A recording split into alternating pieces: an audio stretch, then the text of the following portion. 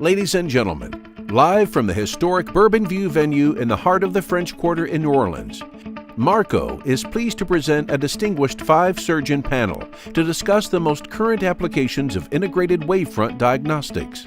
Your moderator for this evening's recorded event, Dr. Larry Patterson from Crossville, Tennessee. So Toby mentioned earlier, we love gadgets, we love toys, and we can't get enough of them. We've got to figure out how to pay for these things. And we're sitting here, well, this is just another thing.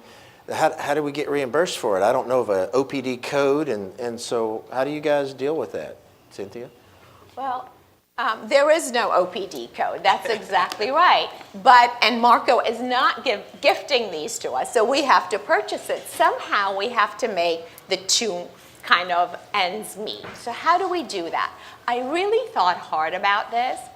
So what I did is I came up with a one-page description of all the information that the OPD3 provides me as a surgeon to help my patients have a better outcome. So I can best customize the implant to that patient. So we hand the patient the summary, and I say, this is very important for me, so I can do my best for you. But it's not covered by insurance. So there is a fee for it.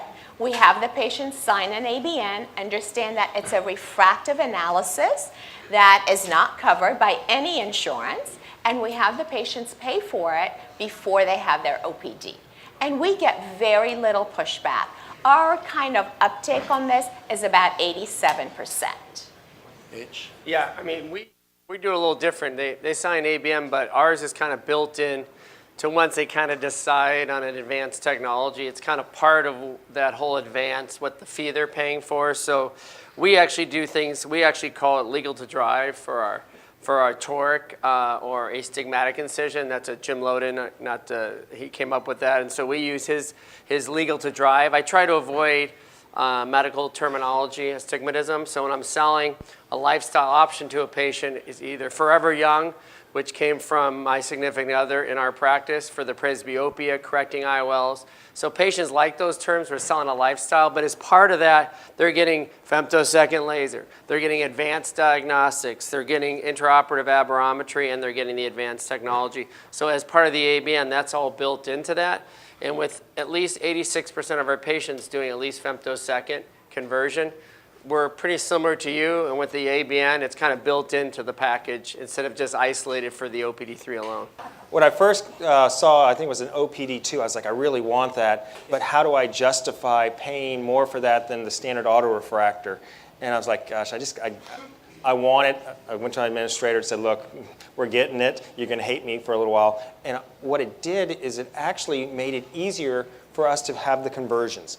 And we saw the conversion rate go up. Why? Because we had the information at hand. It was graphical, so the patient understood it. It gave you the confidence to know which people to pick, which not. So we went from maybe a 10% rate, then all of a sudden, next thing you know, we're at 20% rate. And right now, we're running about a 65% rate of conversion to premium products. We're not charging extra for it, but it's allowing me to have that type of interaction with the patient that's driving a change in the practice norm.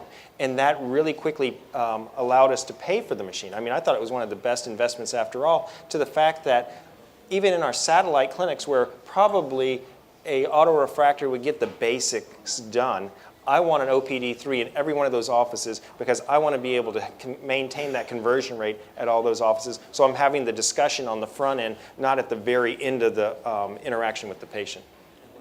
I'd like to echo the same.